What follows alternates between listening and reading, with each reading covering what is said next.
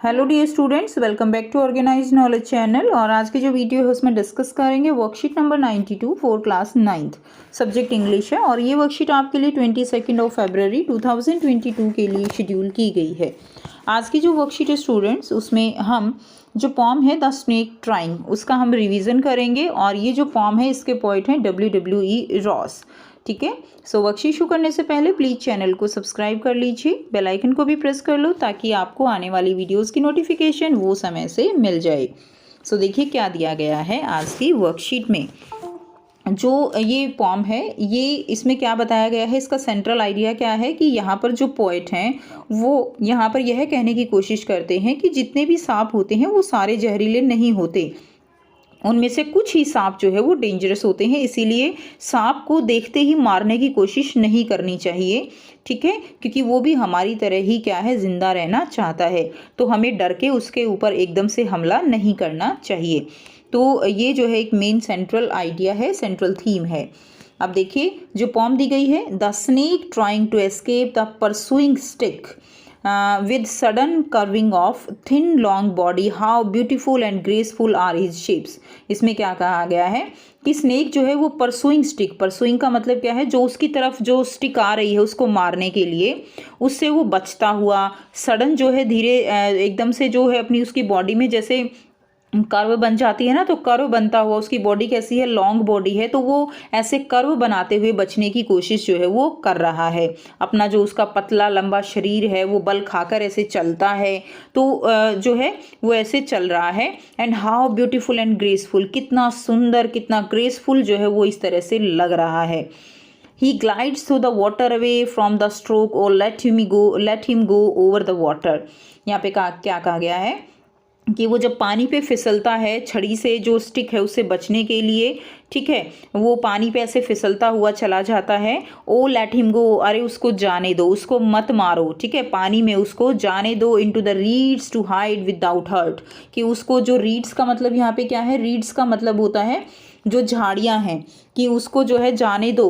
और जो छिपने के लिए, into the reeds to hide, उन झाड़ियों में वो क्या चाहता है, वो छिपना चाहता है, तो बिना मारे उसको जाने दो, बिना चोट मारे उसको, विदाउट हर्ट यानी बिना मारे उसको जाने दो। Small and green he is harmless even to children, कि वो कैसा है, वो स्मॉल है, ग्रीन है और हार्मलेस है। हार्मलेस यानी वो किसी को नुकसान नहीं पहुंचाएगा, इवन बच्चों को भी वो नुकसान जो है वो नहीं पहुंचाएगा। ठीक है, तो यहाँ पर क्या बताया गया है, यहाँ पर स्नेक को जो है ये बताया गया है, पोइट क्या बताते हैं कि वो बहुत ही ब्यूटीफुल है, बहुत ही सुंदर है, और उसको बिना मारे तुम जाने दो। और जैसा कि हम नॉर्मली कहते हैं कि स्नेक जो है वो डेंजरस होती हैं, तो ऐसा नहीं है कि जो ये स्नेक है वो डेंजरस ही हो, उसको तुम बिना मारे, बिना स्टिक से मारे उसको झाड़ियों में छिपने के लिए तुम उसको जाने दो। ऐसा जो है यहाँ पर जो पॉइंट हैं वो यहाँ पर कह रहे हैं। ठीक है, उसके बाद देखिए नेक्स्ट है, क्वेश्चन दिए गए हैं, according to the stranger which of the fact is not true about the snake, कौन सा फैक्ट जो है वो ट्रू नहीं है। इट इज़ ब्यूटीफुल, ये ट्रू है। हैज़ अ ग्रेसफुल शेप, उसकी शेप जो है वो ग्रेसफुल है, बिल्कुल ठीक है। And hides in the reeds to harm, ये ठीक नहीं है, ठीक है। और ग्रीन इन कलर, वो ग्रीन कलर का भी है, तो इसमें सी जो है आपका आंसर रहेगा। सेकेंड है the phrase chased away does not correspond to, chased away का मतलब क्या होता है, चेज का मतलब होता है एक तरह से पीछा करना, ठीक है। तो इसमें हमारा कॉरस्पॉन्डिंग जो यहाँ पे सेंटेंस जाएगा फेराज कह सकते हो, फोर्स टू गो अवे, ये भी ठीक है। एंड टर्न बैक भी हो सकता है, ड्राइव अवे भी जो है क्या है कि चेज्ड अवे को ही कॉरस्पॉन्ड कर रहा है। यहाँ पे कैप्टिवेटेड जो है ये ठीक नहीं है। कैप्टिवेटेड का मतलब होता है एक तरह से अपनी तरफ आकर्षित करना किसी चीज़ को, तो वो जो है कैप्टिवेटेड होता है, जो कि चेज्ड अवे से एकदम से ऑपोजिट लगता है। क्लियर, तो जो इसका आंसर रहेगा आपका डी जो है इसका आंसर रहेगा। फर्स्ट का सी है, सेकंड का डी है। थर्ड है on seeing danger the snake vanish in, खतरे को देखकर स्नेक जो है वो वैनिश हो गया। वैनिश का मतलब एक तरह से छुपने की कोशिश कर रहा है। In the ripples of water among the green reeds in the bushes the near by hole and behind the green tree.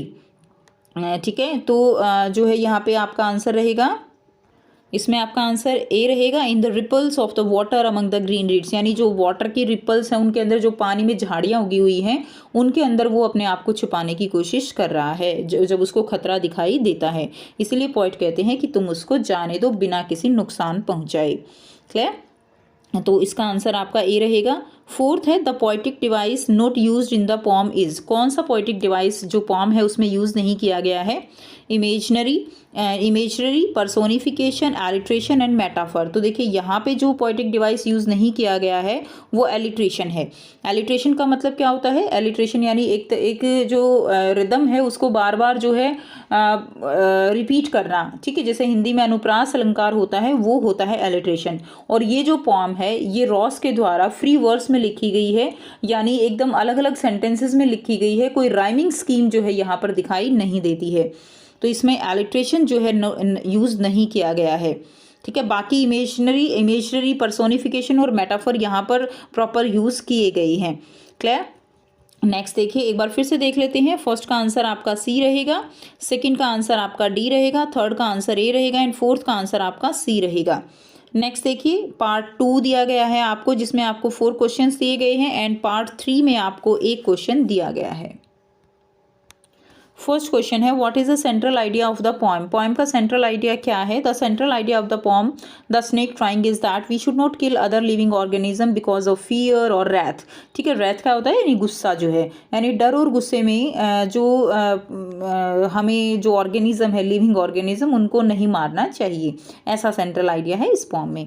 Second है according to the poet how was the snake harmless. ठीक है, poet के अनुसार जो स्नेक है वो harmless क्यों है? सो अकॉर्डिंग टू पोएट, जो पोएट हैं वो यहाँ पर क्या कह रहे हैं? That snake is considered dangerous as many species have venom that often kill a person.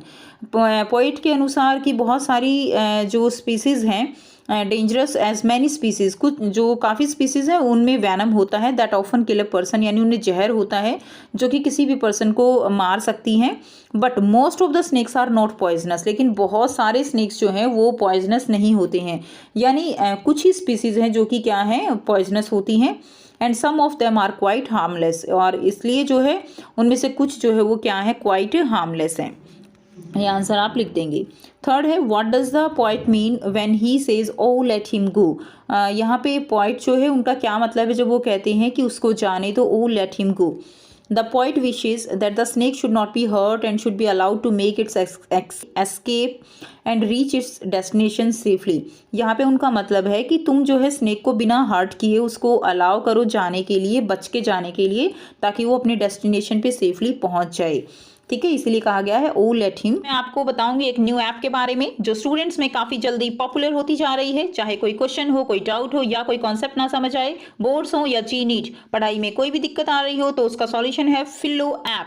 अपने डाउट्स को किसी भी टाइम क्लियर करें इन दीज 3 इजी स्टेप्स। सबसे पहले इस ऐप को प्ले स्टोर या ऐप स्टोर से डाउनलोड कर लें, अपने फोन नंबर से इजीली साइन अप कर लें, अपने क्वेश्चंस का पिक्चर लें या उसे टाइप करके सबमिट करें और फिलो आपको 60 सेकंड्स में इंडिया के टॉप एक्सपर्ट से लाइव कॉल पे कनेक्ट कर देगा। आपके क्वेश्चन में आप कहना चाहते हैं कि बल्ब की पावर कितनी है। अगर बल्ब जो है वो 220 वोल्टेज पर ऑपरेट हो रहा है, राइट। इस बैटरी का जो वोल्टेज है वो आपको गिवन है 220।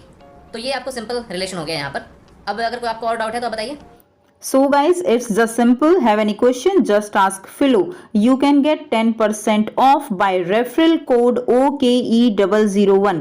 इस ऐप का डाउनलोड लिंक नीचे डिस्क्रिप्शन में दे दिया गया है। So just download Philo now.